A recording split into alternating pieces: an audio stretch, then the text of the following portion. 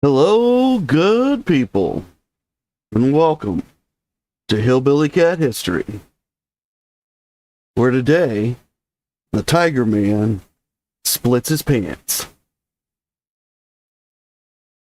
We're going to get started today with a song, and then we're going to continue hearing what Kong Ree, Elvis's karate instructor in the 1970s, has to say about Elvis as a karate student. But first, we're going to listen to a song that I wrote about the generosity of Elvis, and this is called He Gave Away His Heart.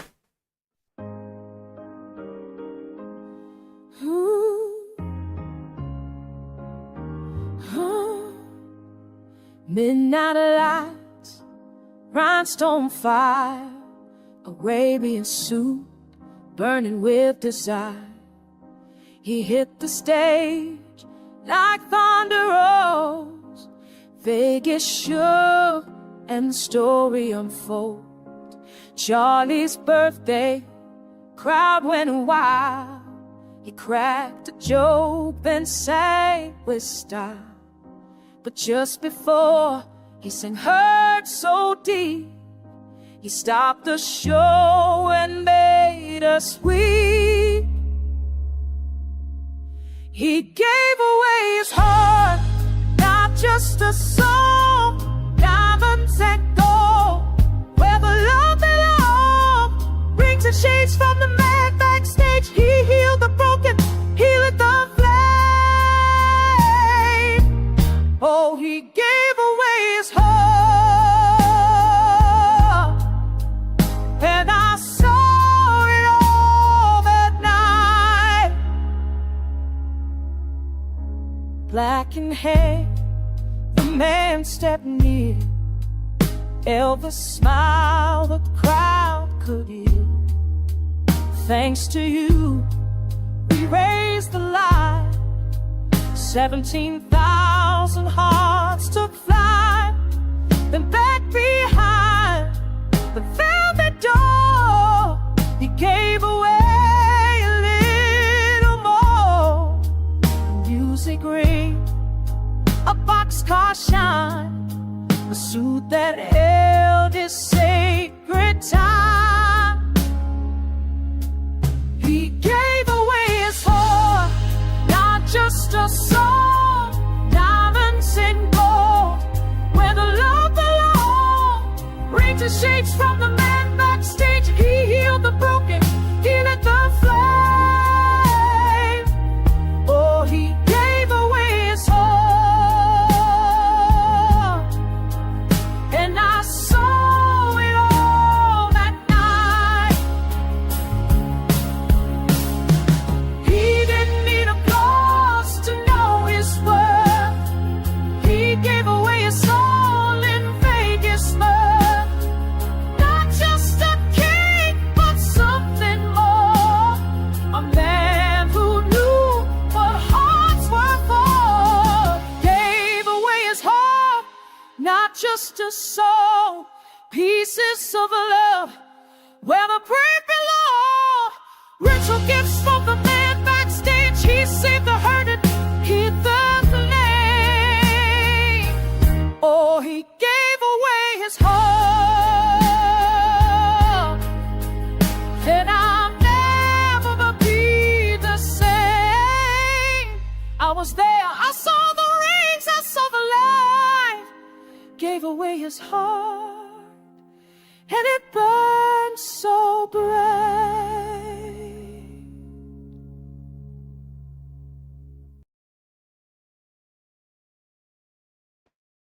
Thank you for gathering here at Hillbilly Cat History, where we remember together and listen for the echoes.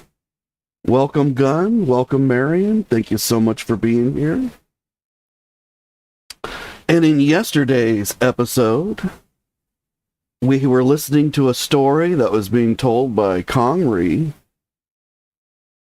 and he had set up time for Elvis to give a demonstration that would be at the same time as a testing for a young male student. And this is the story of that demonstration. Hi, Terry. Thank you so much for coming. Appreciate seeing you here.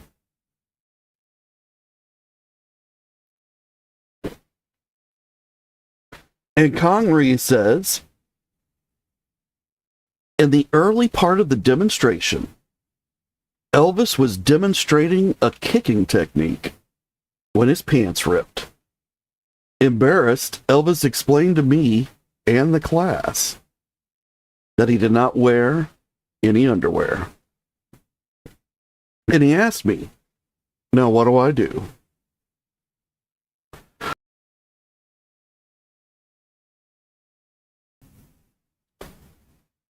So Elvis the superstar, he's in a classroom, a dojo, that's similar to what we see on screen right now. This is a more modern dojo, but it's something like this on the inside. The makeup of the class would have been something similar, children and adults. And Elvis, a man who's appeared on stage in front of thousands, and in the movies in front of millions,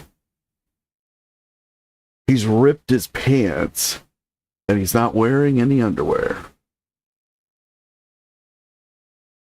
And then he shares with everyone in the crowd that he's not wearing any underwear. Just a very human moment for Elvis Presley. And Cog and Elvis both realized the same thing, which is what Elvis already knew. Show must go on. So he just demonstrated without demonstrating any further kicking techniques. And probably by keeping his legs together. Standing still is what I believe. But he did show a defense against attacker that was armed with a handgun. Now, obviously, this is a defense that happens when you're within a few feet of someone with a handgun. You're further away than that. You don't have much of a chance. And that's what he did. He demonstrated several of those close-range defenses. And then he began to demonstrate a defense against a gun from more than 5 feet away. And as I pointed out, there's not much hope there. So this is something that nobody in the class, including Master Ree, has ever seen before. And then Elvis drops to his knees with his hands held together in front, explaining that the only defense against a gun from this distance is to pray. And Master Ree said this was very entertaining. Myself, the students, and all spectators laughed and clapped. And Elvis also demonstrating his fighting stance and jokingly challenged me to a fight, which everyone also found entertaining.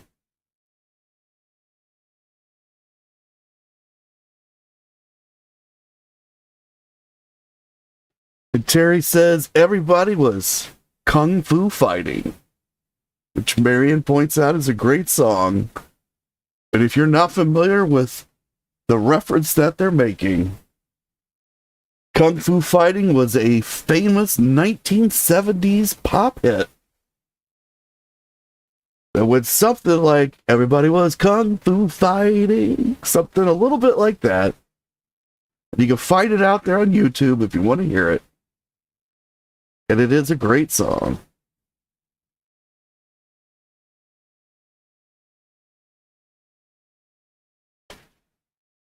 Let's look at a picture of Connery so that we know who we're talking about.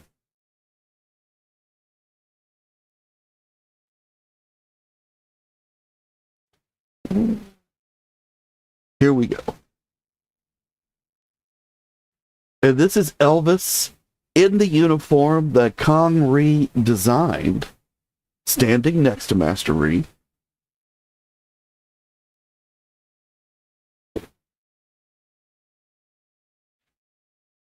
And you can see that Elvis, in this picture, I think Elvis's hair looks amazing. It's really cool. And he's sweating just a little bit. Now, this picture is taken in the dojo, and there's no air conditioning there. So when they're doing all of this very physical activity in the summer in Memphis, Tennessee, it is very, very hot inside this building. I believe it has air conditioning now. I'm fairly certain the spa guy put air conditioning in. And if you ever go to Memphis, the spa guy has reopened this building. It's now the Tigerman Dojo and Museum. And it's mostly an Elvis museum. It has a section dedicated to Master Ree. He's also got the famous ambulance from the last day there. He has furniture that is exactly the same as the furniture that's in the jungle room, and you could sit on it. And when I say exactly the same, I mean this furniture was mass produced. And this is one of those, these are pieces from those mass produced lots. So this would have been made at exactly the same time as the furniture that Elvis bought for the jungle room, same manufacturer. You would have gone to the same place to buy it originally. So he's got some of that there that you could sit on, which I find incredible. And it's a little more hands-on than, say, Graceland or any of the exhibits there. So it's a very interesting place. And Spa Guy knows a lot about Master Ree and is in touch with Master Ree's son. And that's how he has some of Master Ree's collection there, which I believe is on loan from the son.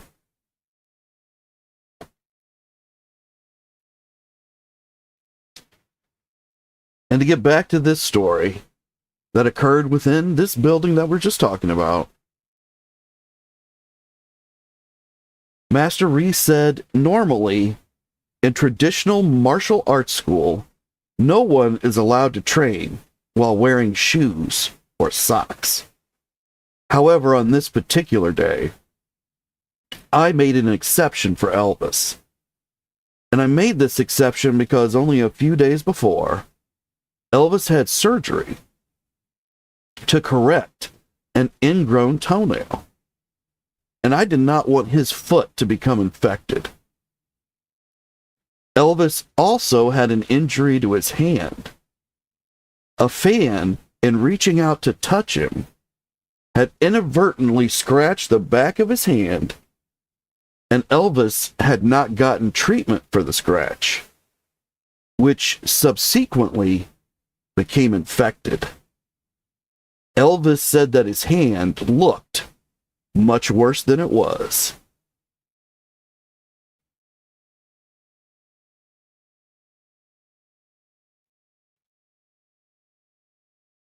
This is another picture of that same day. And Elvis and Kong Ree are kneeling on the floor next to each other. And you can see the red carpet. And you can see a post behind them. Those posts are still there in that building. So if you were ever to get there to see it, or you can go out to YouTube and look for Tigerman Dojo and Billy, the spa guy. He's got many videos about the dojo out there, as well as other YouTubers like Jordan the Lion. Jordan the Lion is a huge guy in the YouTube world. I actually met Jordan at the dojo. It was a chance encounter, but he was a very nice gentleman and took a picture with me. And then he took a personal tour that was led by the spa guy himself, who was very pleased to have Jordan there. So there are other people that have put out some videos about this, about that particular dojo, which are fun to watch. And you'll get an idea of where Elvis and Connery were sitting on the ground in this picture.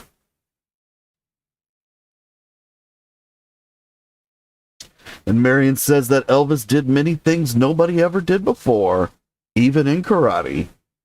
That's right. Before anyone did anything, Elvis did everything.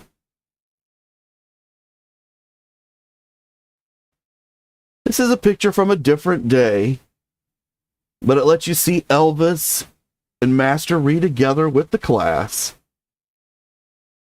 So this would have been one of the classes that Elvis trained with.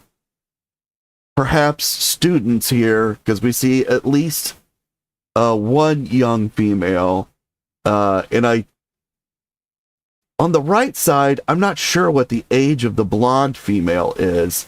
The blonde female on the left side, she appears to be in her teens. But the one on the right might be in her 20s. And they're the only two females, but I find it significant that there are females within the group that are learning karate and self-defense.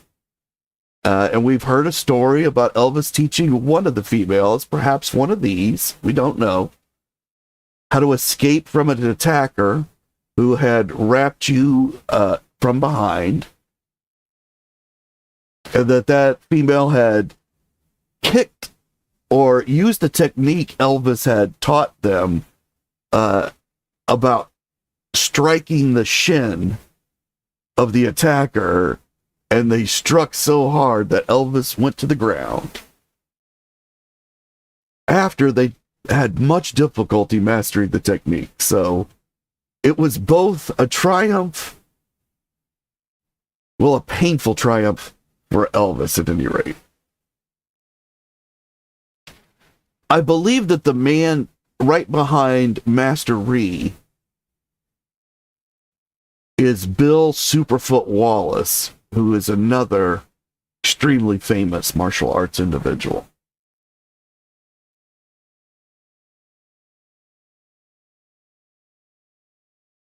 And this is perhaps the most famous of the Elvis and Master Ree photos. And at the Tigerman Dojo Museum, the spa guy has taken this picture of Elvis and turned it into a life-size cardboard cutout that stands up, and you can stand next to it and have your picture taken as if you were Connery in this picture. And you take it in exactly this spot.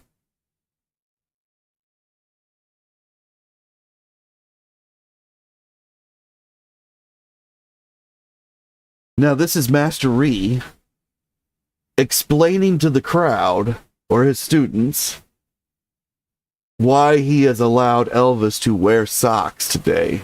And they've taken Elvis's sock off. Master Ree is holding Elvis's foot up, and you can see that his toe is bandaged, which Master Ree has referenced by saying he's had the surgery a couple of days before for an ingrown toenail.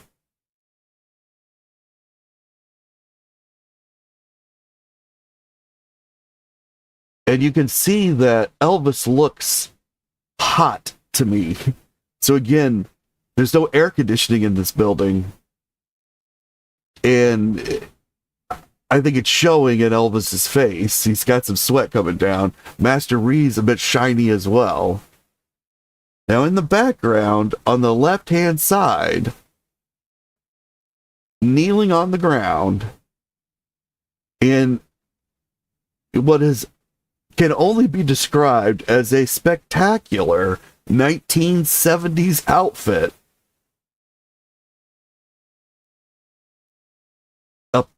I believe it's a pink, or at least a very light red shirt with white stripes crisscrossing to form a checker pattern, or a checkerboard pattern. It's a collared, button-down shirt, and then the pants appear to be made of polyester to me. And they have, they're gray, but they have another checkerboard pattern with a darker color. It's a very 70s style. I'm not even sure that those pants go with that shirt, but that is Red West. And you can see he's got the red hair, for which his nickname came from. And he's also got a full beard at this time. So you can see he's got a full red beard, trimmed close to his face. But that's Red West. In case you don't know, you've never seen him before, don't know who he is. But he was Elvis's bodyguard until 1976, when Elvis terminated both Red and his cousin Sonny West and Dave Hebler, who was another very skilled martial artist. Dave Hebler, extremely skilled. And I would say Red was probably as skilled or nearly as skilled as Elvis himself in karate. And Red had a fighting spirit. He enjoyed brawling and mixing it up with his fists. So he greatly enjoyed karate. And Gunn is pointing out that Master Ree has no collar. Yeah, that's true. I also noticed that Master Ree's outfit is not nearly as showy and impressive as Elvis's, which Master Ree has designed. So to me, that's Master Ree paying homage to Elvis as an entertainer. That this is his profession, this is what he does. He makes a spectacle. He creates spectacle just by being somewhere. And Kong Ree has leaned into that with his design. And Elvis's outfit outshines the one that Master Ree wears, which I think was extremely generous of Master Ree for a demonstration that was taking place within his own dojo.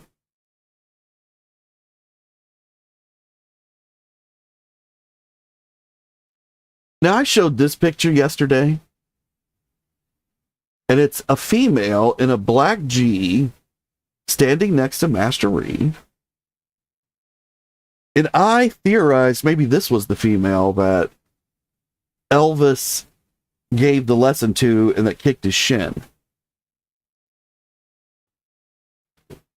But another regular watcher commented that she believes this is Priscilla and has found, or not believes, but is not sure, is questioning if this is Priscilla, and has found this picture on the internet with a reference indicating that it is Priscilla.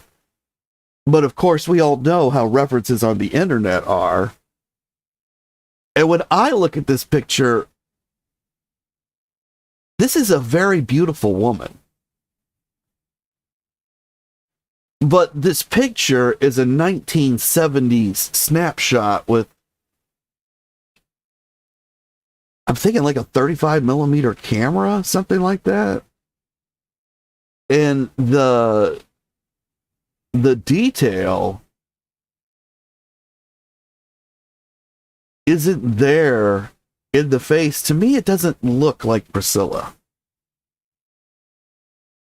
But I'm not sure, so I'm throwing it open to you guys. Is this Priscilla?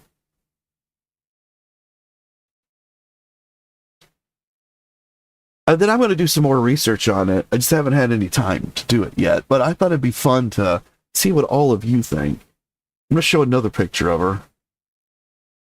Okay, this is also her. Has an excellent kicking technique, as we can see in this picture. And I'm thinking she's holding that pose. And that's how they've snapped this picture. I don't think it's an action picture. I think she did that specifically so they could snap this picture, which would demonstrate a lot of control. Now, Priscilla did take karate lessons, and I think it's very possible she had this amount of control, at least at this period of her life. Gunn says that it doesn't look like Priscilla to her.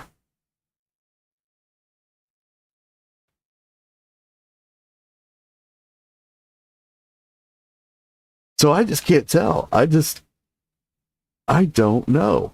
Now, the other thing I notice in the first picture is that this lady is like exactly the same height as Master Ree. And let's back up a couple of pictures. And well, here we can see that Elvis is significantly taller than Master Ree in this picture. Elvis stands about 6 foot tall. Sometimes they say he's 6'1", but here he's got no shoes on. And the guys would wear lifts in their shoes in Hollywood to appear taller. So I believe Elvis was 6 foot tall, which I think puts Kong Ree about 5'8" or so. And of course, for my European viewers, this probably makes no sense because I'm using feet and inches. But I don't know the conversions to the metric system. But Elvis is taller than Kong Ree, and this female is roughly exactly the same size as Kong Ree. I think Priscilla was a head shorter than that. Not positive. But I know she's a very small person, small in stature. And that was part of her charm, is that she was somewhat tiny.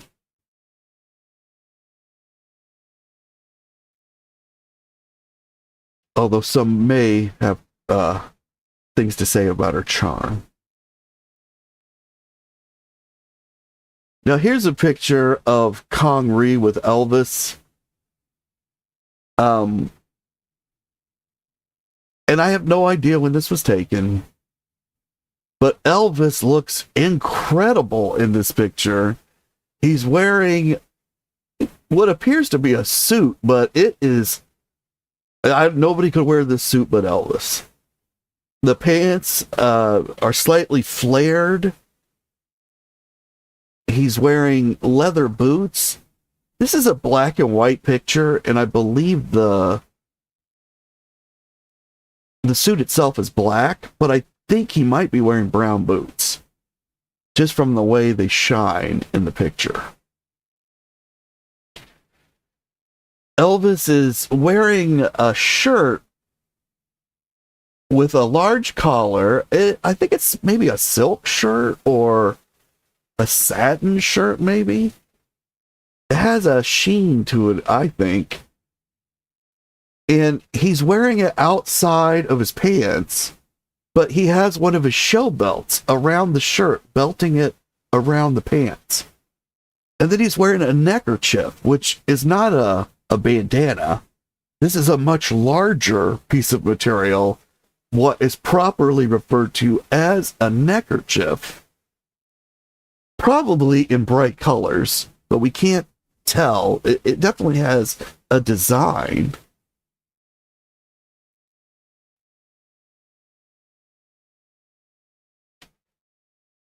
And you can see he's wearing his trademark sunglasses. His hair is looking fantastic. He's got some kind of lapel pin, which I would imagine, I think maybe it's an American flag. Not positive, but it's square, rectangular. The show belt is amazing because it's got a chain that hangs off of the bottom of it. He's wearing a lot of rings on his left hand. Can't see his right hand as well, but in that hand, he's holding a cane. So he makes a very striking figure here. He's got a hint of gold at his neck. So I would assume he's got some kind of necklace on or amulet. Master Ree is in a white G with a black belt and a large square black with a white design logo on his chest. And his fists are nearly clenched. He's barefoot. I believe they're in a dojo, although I don't think it's Master Ree's. Not sure. But its floor doesn't look like... Its floor appears to be a tile floor, and I don't think that Master Ree had any tile floor in there. But again, not sure. And Terry says that he just checked the images of Scylla and Google says it's her. Yeah, that's what I'm saying, that Google says it's her, but I don't know. What do you think, Terry? Does it look like her?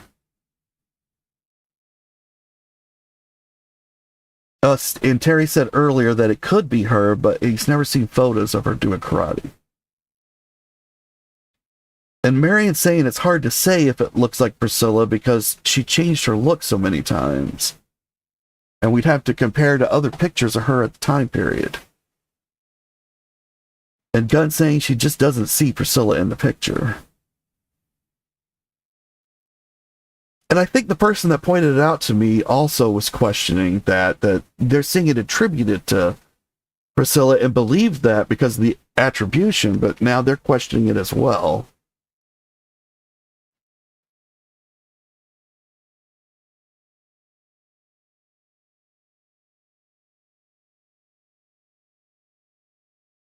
And Gunn is asking if we can make Priscilla's picture bigger. Well, we probably can, but I don't have that skill at the moment. But I might make it bigger, and we might look at it again in a future episode, so we can get a better look at it. And hopefully I'll have done some more research by then, too. And Marion's saying that she's found a reference that Priscilla is 5'4". So we've got to look here in this picture where Master Ree is standing right next to Elvis. And we know Elvis is 6 foot tall. I think that means Congre's got to be 5'8". Because his head is above Elvis's shoulders. Which would put this lady's head above Elvis's shoulders. And I think Priscilla's head would have been more in the middle of his bicep. Right, because she was a smaller, tinier person. So I think that might be the proof we need for ourselves to understand that that's not Priscilla. But now we don't know who it is. And that would be really interesting to know, too, as well, right? Who is this person that was around when Elvis was at Congre's and got herself, some photos of her own done at that time? That's got to be an interesting story. And Gunn's saying that she doesn't recognize her because of the body language. That's very interesting, Gunn. I felt that too. And so it's very interesting that we could all look at this picture and all be baffled, and yet all feel that it's not Priscilla. And so this has been a neat experience. And so we'll look back at this again. We'll see if we can't solve this new mystery that we found here in our Elvis karate studies. But back to Elvis in this picture. Marion was saying that Elvis looks great here. And I have to agree. I mean, this is a stunning picture of Elvis. Like, this would have been fabulous on the cover of an album.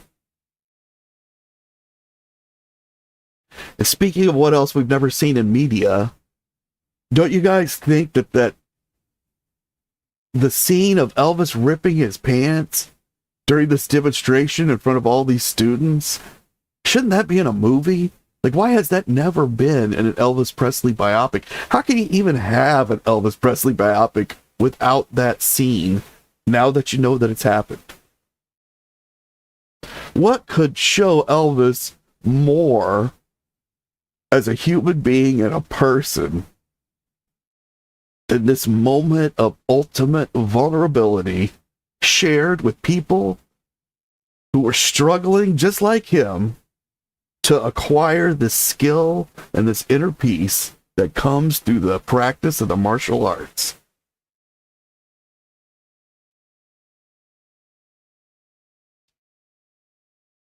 Now here's a picture from the same day.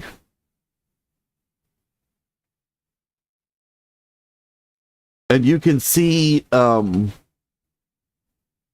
Master Ree. Oh, I'm going to have to go back in the pictures for a second, because I think I now understand I've misspoken. Let me go back.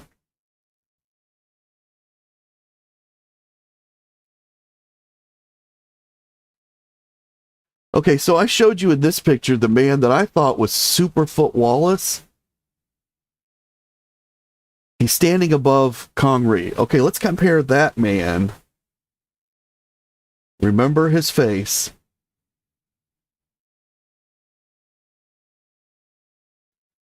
To the man that's sitting next to Elvis here. Because I believe this is also... I believe one of these guys is Bill Superfoot Wallace. And Bill tells great stories. So again, if you haven't been out to YouTube and found any of his videos yet, eventually I'll be linking them in my posts.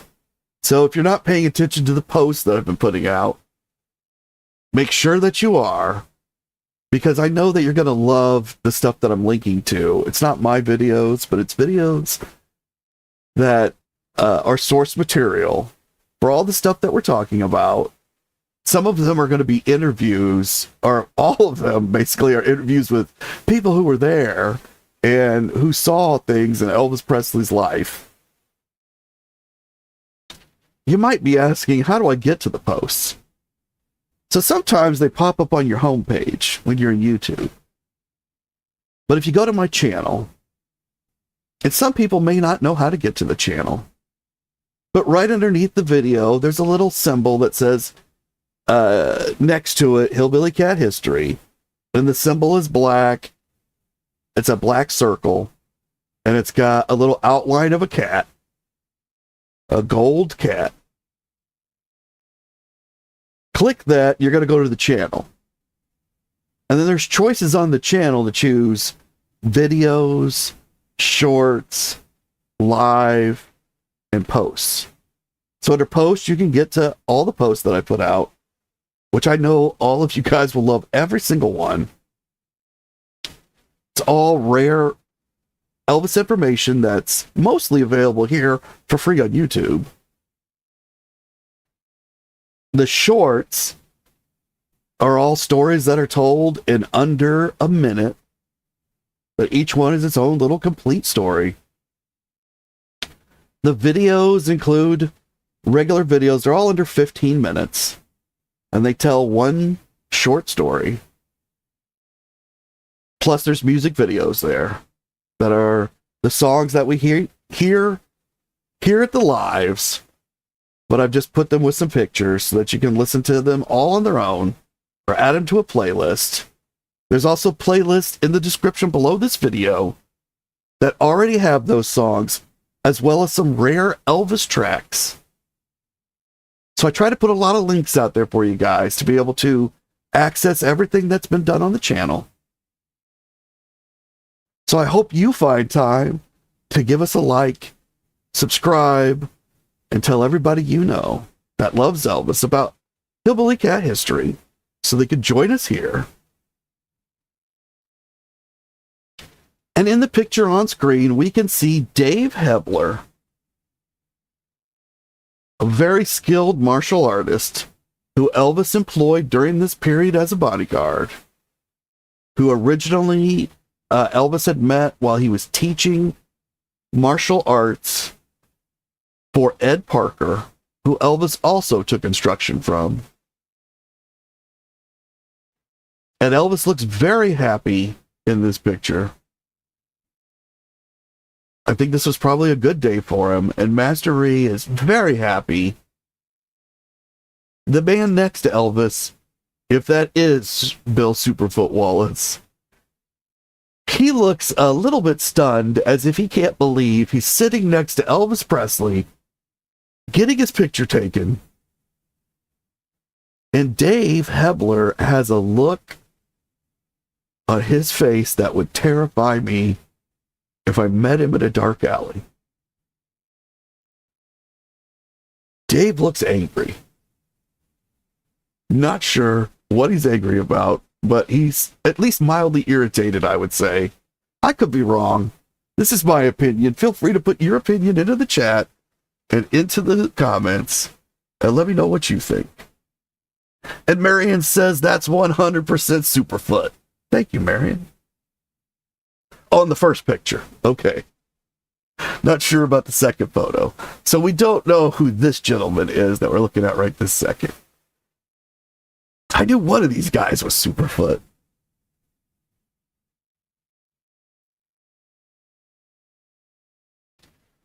And Gunn says the fight without underwear should be memorialized and memorized.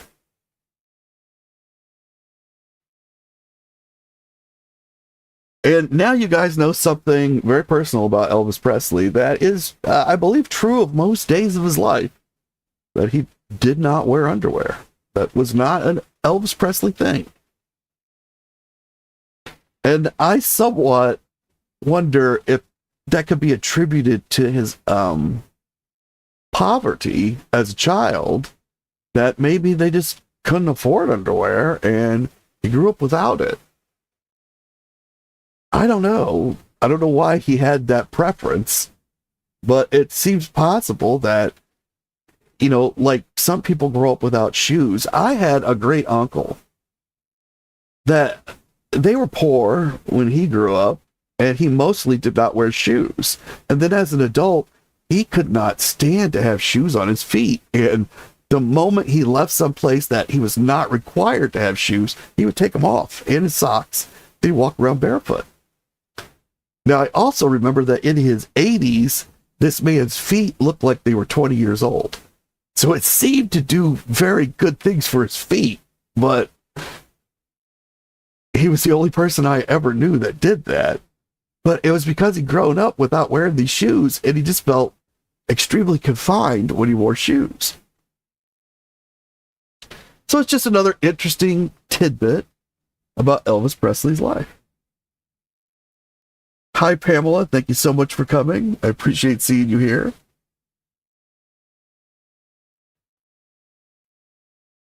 And Elvis has a wound on his right hand. Yeah, you can see that here. I didn't even notice that, but Master Ree had told us that.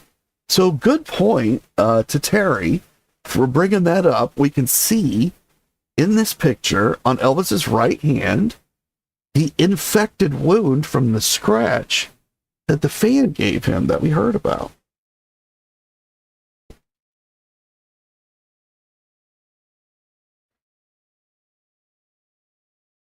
And Gunn says that Master Ree always looked likable and calm and cool and friendly. He did seem like the kind of guy that if I took karate, I would like to have him as the master. He seems like a very understanding, calm gentleman who takes time to listen and understand.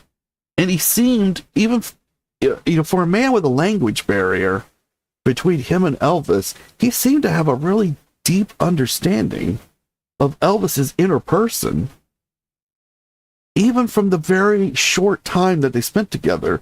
When you look at an entire lifetime, the amount of time Master Ree and Elvis spent together is really, it's very, very short. It's a lot more time than Elvis spent with some other people, but overall, Elvis would have spent much more time with, say, Dave Hebler or Priscilla. And yet I don't think Dave Hebler or Priscilla understood Elvis even a quarter as well as Master Ree did, just for some of the comments that Master Ree has made.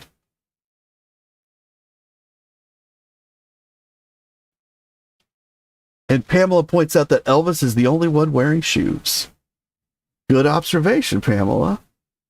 Since you've just joined, you were not able to hear earlier that Master Ree has made an exception today so that Elvis can wear socks because he just had a surgery to correct an ingrown toenail, and Master Ree is concerned about Elvis's risk of infection, especially since his hand is already infected. So, as we've learned from previous episodes in the martial arts, before you learn the skills of the arts, you must learn the responsibility of the arts, which is mostly centered around other people's health, because you might damage those people. And so infection from a wound would be something that Master Ree very attuned to, because his students might pick up scratches and they've got to treat them properly or they will become infected. And so Master Ree's keyed right in on this, and he's adjusted his normal rules to ensure that Elvis remains safe as Master Ree can make it. Which shows that Master Ree, he takes those first responsibilities of karate just as importantly as all the other responsibilities. And as the master in the dojo, he's now requiring Elvis to have these socks on for his safety.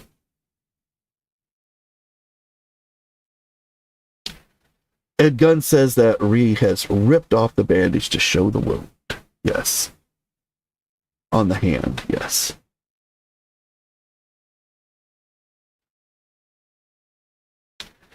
And Master Ree says this about Elvis. He says, Elvis was a deeply religious person, having presented me with a Bible as a gift. Towards the end of the demonstration, I requested that Elvis offer a prayer for the students. Elvis's prayer was very moving and beautiful.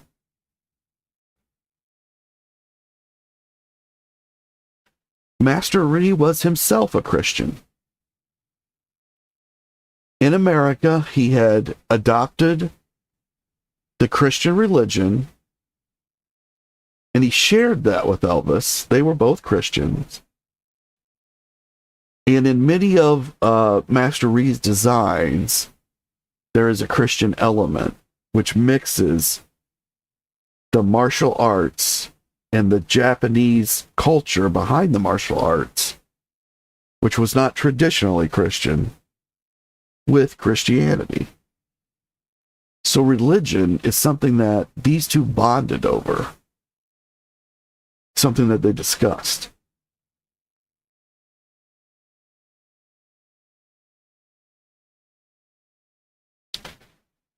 And Elvis, he gave gifts to many people, and Kong Ree was no exception. And when Elvis met Master Ree, he was driving a Volkswagen station wagon. And Elvis gifted to Master Ree a customized white Cadillac Eldorado, which is a very large, very expensive luxury car. So we've talked in past episodes in the Circle G series about a Cadillac convertible that Elvis gave to George Klein at Christmas. And he took George Klein's 1-year-old used 1966 Chevrolet convertible, and he gave it to Gary Pepper. And so the difference here is that a Cadillac is a luxury automobile that costs a lot more to insure and maintain than a Chevrolet. A Chevrolet is a very dependable, beautiful automobile meant for the middle class, for the masses. It's not the cheapest of vehicles that you could buy. It was the mid-range, a dependable family vehicle. And that's what Elvis gave to Gary Pepper. Had lower insurance, lower maintenance fees. It was better for Gary.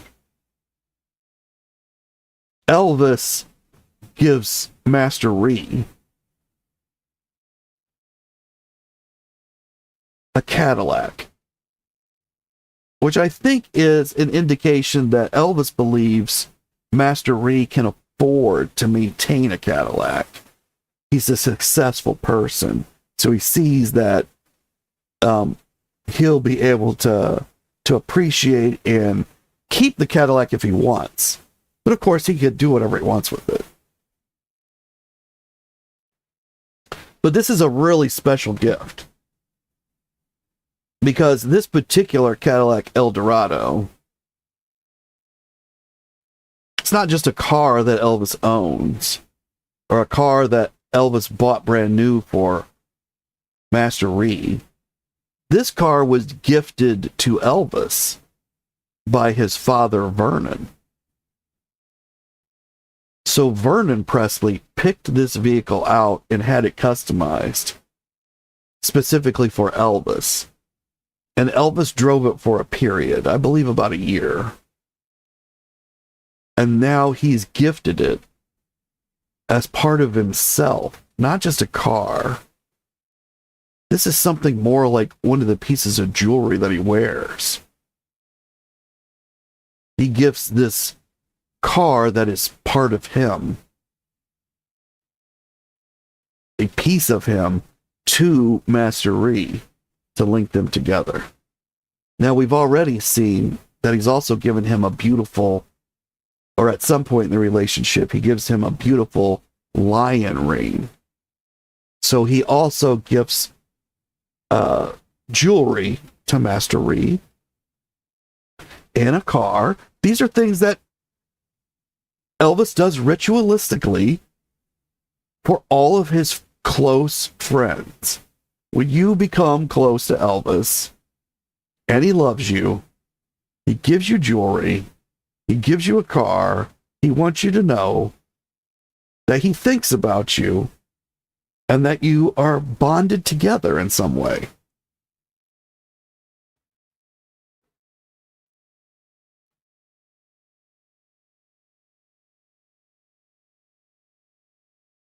And Connery says about Elvis, he says, he thinks I'm too serious all the time. I think that's an interesting quote, because we've just discussed how Connery looks very open and friendly, but that Mr. Hebler does not appear open and friendly. And yet, Elvis sees Connery, or at least teases Connery, that he's too serious.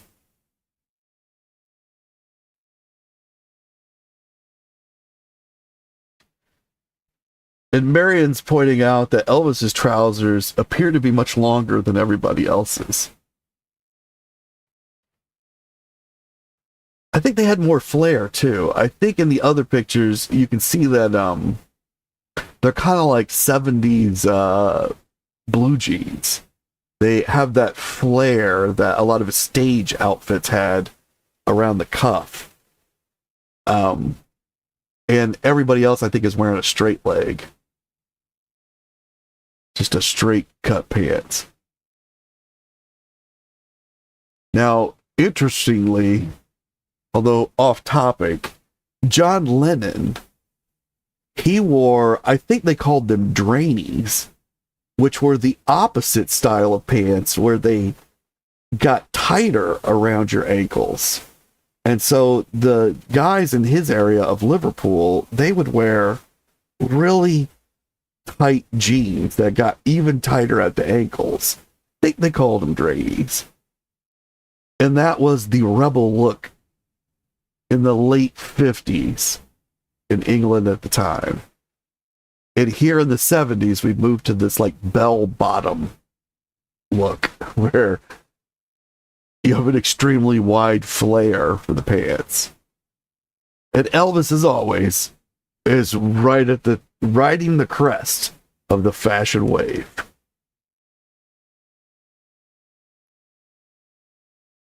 And Gunn's asking, can Elvis wear glasses during karate? So would he wear them during practice? I doubt it.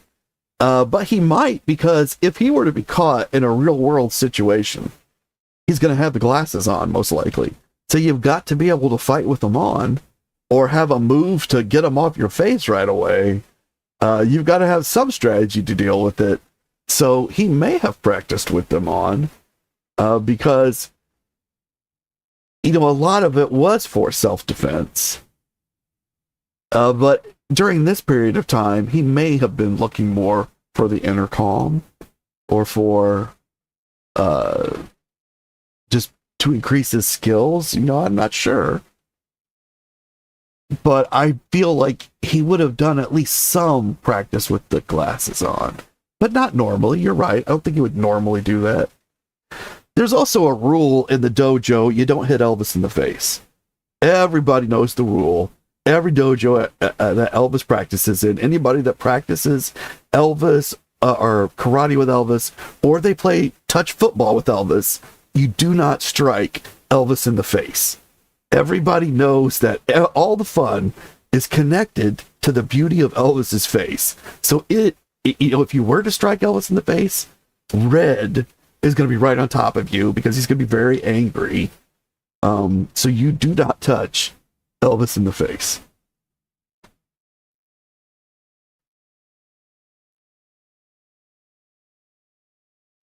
And Marion's saying that in the movie clips, she thinks Elvis was wearing the glasses when he was showing how strong his throat was. You could be right. I don't remember.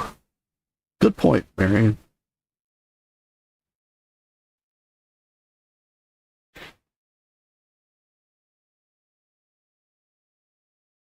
And Elvis once flew Master Ree to see his live performances at the Las Vegas Hilton. And I've seen another source that says Elvis was not feeling well at that time. And he thought that if he brought Master Ree out, he would be able to help him. So that's not, or that's a piece that I actually found right before I came on. But this piece was already in this story that we know Kong Ree is verifying he did go to see Elvis in these live performances. So in our next episode, we're going to learn more about the relationship between Elvis and Kong Ree. Because there's actually a lot more documentation out there about this relationship, I think, than some of the others. Although there's a massive amount about Ed Parker. So we're going to have to talk about Ed at some point in the near future too. But that's the end of this hour, and I'm going to send you guys out with a song, like I always try to do. And in this song, we're going to talk about those two cars that I mentioned. That Elvis gave one to George Klein, and he took George Klein's car and he gave it to Gary Pepper. And this song is called Trust in Motion. And until I see you all again, you all keep on taking care of business.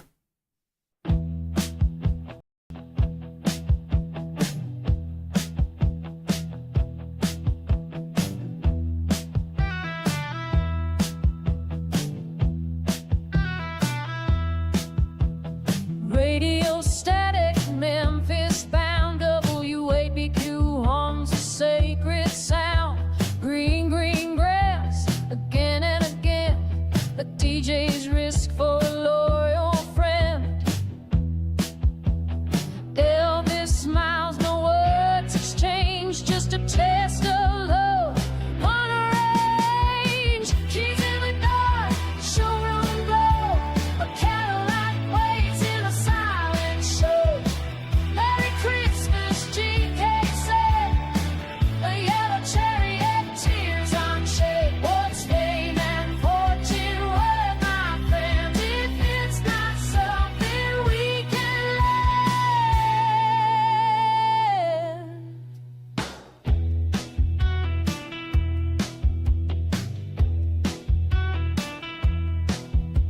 The Chevy Impala still shining new. Passed from Klein to the Circle G crew. Gary